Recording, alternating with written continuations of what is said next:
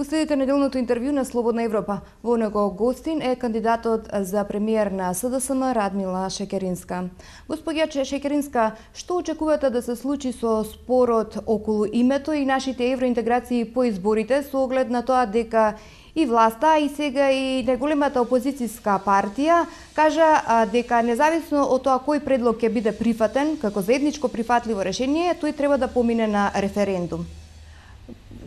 И ова прашање, како и многу други, ќе зависат од одлуката која граѓаните ќе ја донесат на 5 јуни. Јас можам да зборувам што ќе направи новата влада на СДСМ за разлика од досегашната влада. Прво, ова прашање нема да го користиме за внатре партиски пресметки. Нема да го користиме за конфронтација со политичките неистомисленици. Нема да го користиме за да дигаме рейтинг. Она што ќе го направиме е навистина да свртиме нов лист во преговорите. Македонија да има активна улога и да каже точно кои се позициите кои што смета дека се клучни за нашите интереси. Проблемот досега во Република Македонија не беше само референдумот. Проблемот досега е што имавме влада која што пасивно преговараше, која ги изгуби сојузништвата и партнерствата со влијателниот дел од меѓународната заедница и која што практично зависеше од диктатот или на Грција или на посредникот. Ние тоа мислиме дека мора да се промени. Кога ќе дојдеме до решение кое сметаме дека е добро за граѓаните на Република Македонија и за иднината на Македонија, тогаш јасно и гласно ќе кажеме: ние стоиме за ова решение, сметаме дека е добро и ја бараме поддршката на граѓаните. Но зошто бевте против референдум, а сега го прифативте? Ваши зборови беа дека секоја зрела политичка партија треба да наноси тешки одлуки. Апсолутно стојам за тоа дека вистински политичари не се кријат за другите. И дека вистинските политичари знаат јасно и гласно да кажат што сметаат дека е добро, а што не. Референдумот нема тоа да го промени. Значи, дури да постоеше варијантата сегашната влада да го решеше проблемот и да се одеше на референдум, видовме дека премиерот планира на референдум да излезе без став негов и без став на владата. Сметаме дека е тоа катастрофа за Македонија. Она што сакавме да го постигнеме со ваквиот став во поглед на референдумот е да престанеме веќе да се караме за прашањата кои што се битни за Македонија. Се расправавме, имавме различни ставови околу преговорите. Се расправавме, имавме различни ставови околу можните решенија. Дајте едно прашање барем да го тргнеме настрани и да кажеме околу ова се согласуваме. Во Македонија, доколку постои критична маса, доколку постои една сериозна политичка партија која смета дека треба да оди прашањето на референдум, тој референдум ќе се случи. Меѓутоа, она што нашата влада нема да го прави, тоа е да се крие зад јавноста. Ќе излеземе пред јавноста и ќе кажеме зошто одредено решение сметаме дека е добро. И дури потоа ќе бараме од јавноста да се изјасни, а нема да се криеме зад неа. Но ова може да се гледа исто како на обид за популизам или обид да се отргнете од тие етикети кои што поделби на предавници и патриоти. Ако сакавме да бидеме популисти, немаше референдумот да биде прашање на кое ќе продававме популизам. Ќе кажевме она што Груевски го кажува 5 години. Нема да дозволиме никаков компромис. Сите оние кои што се за компромис се предавници. Тоа го слушаме 5 години.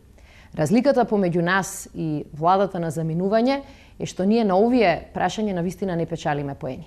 И не продаваме сега некоја верзија на син популизам, како оној протоколовиот на Груевски.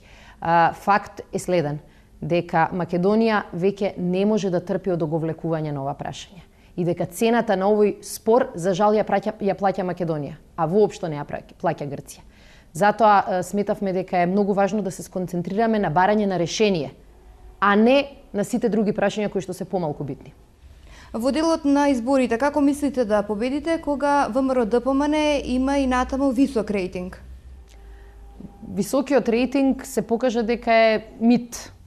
Мит кој Груевски го одржува со многу пари во медиумите и со неколку сателити кои што дополнително објавуваат анкети. Јас не би рекла прават анкети, туку објавуваат анкети. Целта на овие анкети не е навистина да се сондира расположението на граѓаните, туку да се испраќа порака во јавноста дека многу сме јаки, многу сме јаки.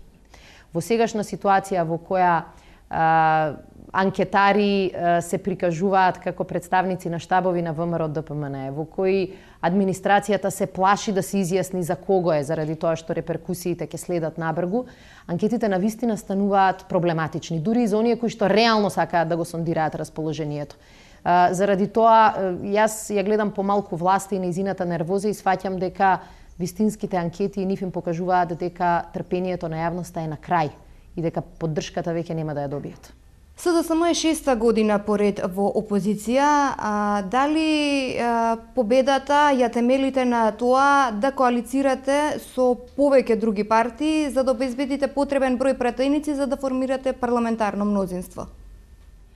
На две работи ја темелиме победата. Првата работа е што реално граѓаните на Република Македонија не се задоволни од нашата реалност. Не се задоволни од животот кој што го водат. Не се задоволни од ветувањата кои што власта не ги реализираше. Огромно мнозинство на граѓаните велат дека Македонија оди во погрешен правец. Дека денеска живеат полошо отколку пред 5 години. Очекуваме граѓаните да гласаат така како што им кажува и срцето, и разумот, но и стомакот, и джебот. Вториот столб на кој што ја темелиме нашата победа е понудата која што им ја нудиме на граѓаните. Во оваа кампања не нудиме навреди, во оваа кампања глуви сме на навредите на противникот, во оваа кампања на јавноста и го нудиме тоа што бара да го чуе, а тоа е решение на нивните проблеми. Но во колкав степен можноста од победа ја темелите на тоа да коалицирате со повеќе други партии? Знаете како, ние во моментов пред изборите имаме предизборна коалиција со голем број на партии. Очекуваме дека и после изборите ќе треба да се направат преговори за идната коалицијска влада. Како партија секогаш сме имале добро искуство со коалиционите партнери. Тешко е понекогаш да се преговараат такви влади, меѓутоа ако го еднаш ќе го направиме, тој договор го почитуваме. И сметам дека и тој имидж и тој впечаток кој што го имаат другите партии за СДСМ ќе ни помогне да имаме поголем коалицијски капацитет од останатите. Имате ли сигурен партнер во албанскиот блок? Ако ме прашувате веќе за албанскиот блок, мислам дека го имаме најсигурниот партнер. А тоа е определбата на големото мнозинство етнички албанци во Македонија, кои велат дека вака не може понатаму, кои не се задоволни и од економијата и од сиромаштијата, меѓутоа не се задоволни исто така и од оваа политика на конфликти и кавги. Никој во Македонија, ниту македонците, ниту албанците, не се срекни кога ќе погледнат она што се случуваше на Скопското кале. Не се срекни ниту македонците, ниту албанците кога ќе видат каква атмосфера се создава и во досегашната коалиција, каде што поделбата која што се направи е поделба на зони на интерес, министерства и работни места. Ништо повеќе од тоа. Албанските наши сограѓани бараат итна промена на власта и мислам дека тие ни се нашиот сигурен партнер. Оние партии од албанскиот етнички блок кои што сакаат да ги освојат гласовите на мнозинството албанци, ќе треба да излезат пред нив и да им кажат дека оваа коалиција досега не даде резултати и дека таа нема да ја повторат во иднина. Коментарот на вашите политички ревали, вие да ја предводите кампањата, е дека лидерот на СДСМ Црвенковски одбрал човек кој треба да ги изгуби изборите. Како гледате на ова? Тоа е одраз на немоќта на нашите политички ривали. Немаат буквално ништо што можат да ми најдат, ниту во моето минато, ниту во мојата досегашна политичка кариера, кој што може да го окарактеризираат како слаба точка. Нема ниту еден скандал врзан со моето име, нема ниту едно црно петно. Кога сум работела тоа што сум го имала како обврска во владата, а тоа е членство во Европската унија, сум покажала резултати. И сега знаете како кога немате аргументи да го нападнете политичарот, тогаш се служите со ситни трикови.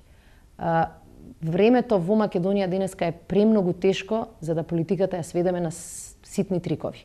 Јас не сакам таква политика и без разлика што ќе продолжат, предпоставувам, до крајот на кампањата да играат валкано и на ваков начин, на лично ниво, со ситни провокации, јас ќе се трудам во кампањата да се занимавам со она што ни е задача.